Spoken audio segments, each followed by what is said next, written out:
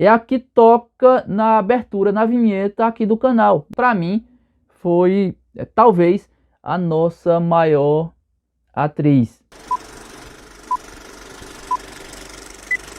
Eu sou Marcelo Nascimento, esse é o Pesqueira Histórica e hoje é dia da gente falar de uma grande atriz que Pesqueira esqueceu. Se inscreva no canal, deixe algum comentário. Se você gostar do conteúdo, deixe um like para ajudar a fortalecer a divulgação da história pesqueirense. E se estiver ouvindo pelo podcast, quando você puder, passe no YouTube e faça a sua participação.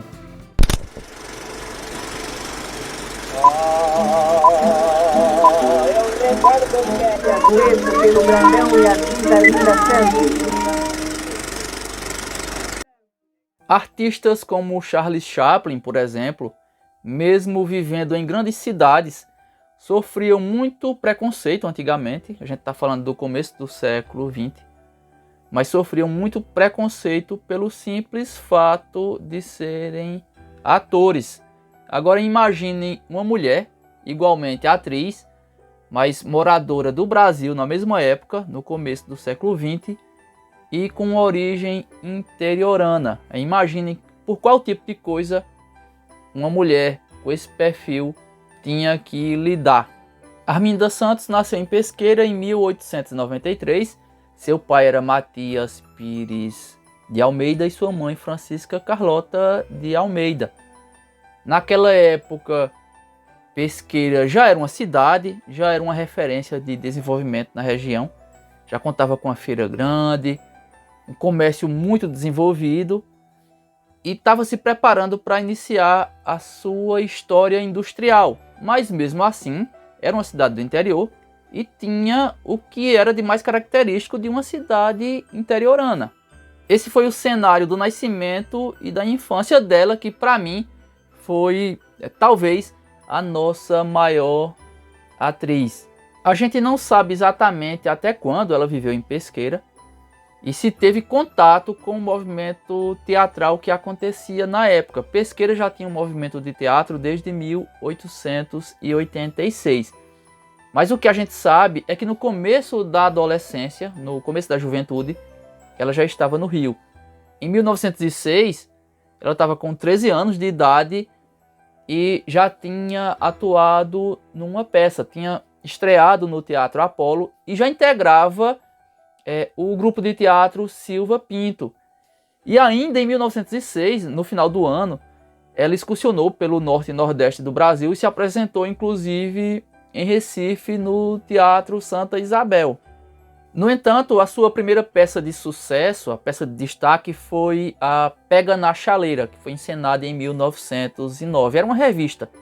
A revista era uma peça que misturava comédia com música, com diálogos, claro, e fazia muito sucesso no Brasil, principalmente devido à crítica bem-humorada que sempre fazia a situação do país. E a comédia era a especialidade de Arminda Santos, embora ela tenha também trabalhado em dramas. E um deles, em 1913, foi uma adaptação da obra de Alexandre Dumas, O Conde de Monte Cristo.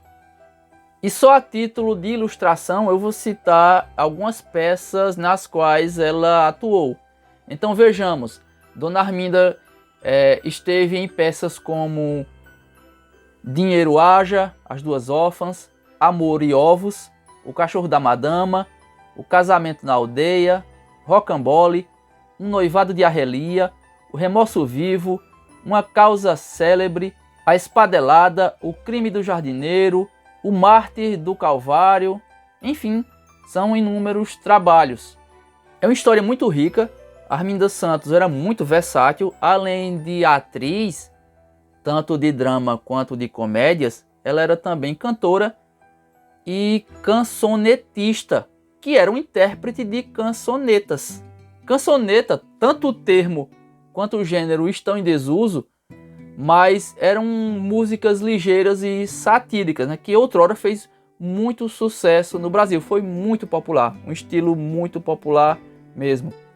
Além de se apresentar nos palcos do teatro, cantando, atuando, Arminda Santos era também um intérprete de cançonetas em cabarés, isso no Rio de Janeiro, no começo do século XX.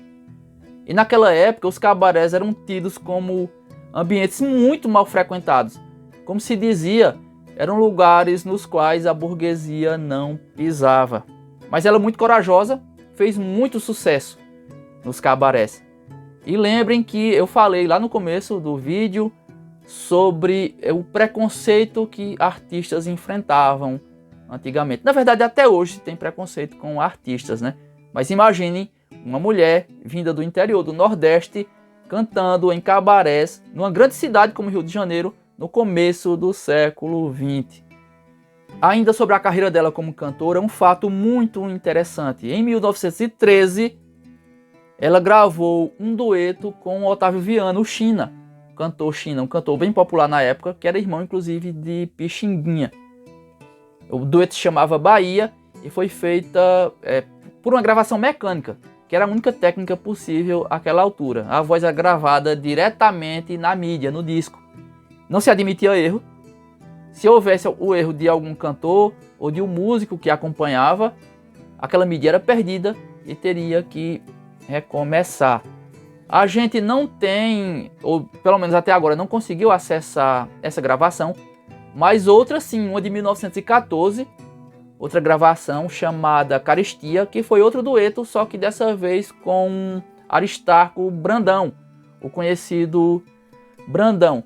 Outra curiosidade, essa cançoneta, a Caristia, é a que toca na abertura, na vinheta aqui do canal, do Pesqueira Histórica. Vocês devem ouvir aí uma voz feminina na abertura, misturada com outros sons, com outra música inclusive. Aquela é a voz de Arminda Santos, uma gravação com mais de 100 anos. Então, muito provavelmente, Arminda Santos foi a primeira pesqueirense a registrar sua voz num fonógrafo. Eu vou tocar até um trechinho aí da música para vocês relembrarem da abertura e conseguirem identificar melhor.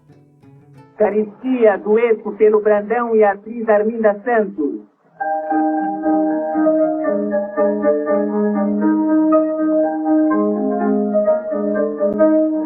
Maricota, não podemos casar mais ou não. Ninguém é um coração, a vida encarecer. Os feijões subiram tanto e ainda mais subirão. Que desgraça que cantou pequenininho, meu. É realmente uma preciosidade. E quando a gente encontrar, se um dia a gente encontrar as outras gravações, a gente vai fazer com certeza a divulgação, porque vale a pena a gente conhecer.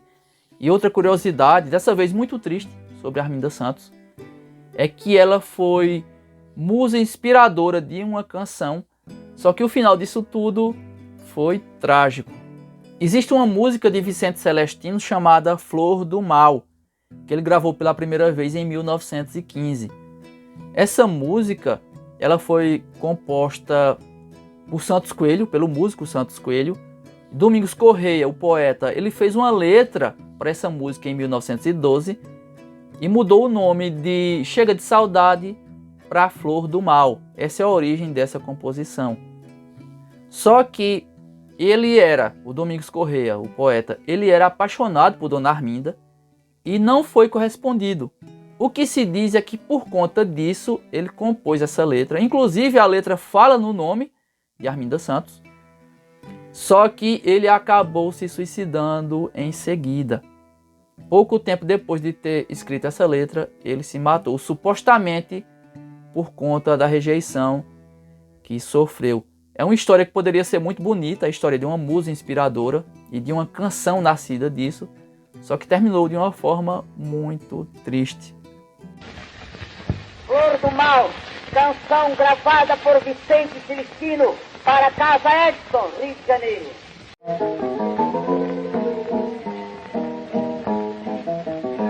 Oh, eu recordo bem da desse fatalmente até definiar-me de frente fria. Ei, do meu romance em si, Senhor, basta, esquece de mim. amor por... E mais um feito da atriz pesqueirense foi o fato dela ter sido uma das fundadoras da Casa dos Artistas, isso em 1918.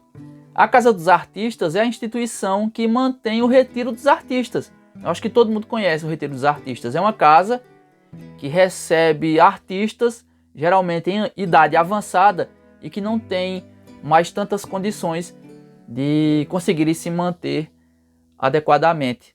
E foi justamente no retiro que ela passou os seus últimos anos de vida e faleceu em 22 de maio de 1950. Arminda Santos não foi a primeira atriz pesqueirense. Antes dela nascer, já havia um movimento teatral em Pesqueira, mas eu acho que dá para a gente considerá-la como a nossa maior atriz. Principalmente pelo contexto no qual se deu a carreira dela. Começo do século XX, mulher, vinda do interior, né, uma dificuldade imensa para chegar ao Rio de Janeiro, muito preconceito, não foi certamente uma carreira fácil. Uma das coisas que mais me orgulha em manter o Pesqueira Histórica é revelar pessoas como essa, tão importantes para a nossa história, mas que tiveram seus nomes apagados pelo tempo. A gente tem a chance de colocar a memória de uma pessoa como essa no lugar que ela merece.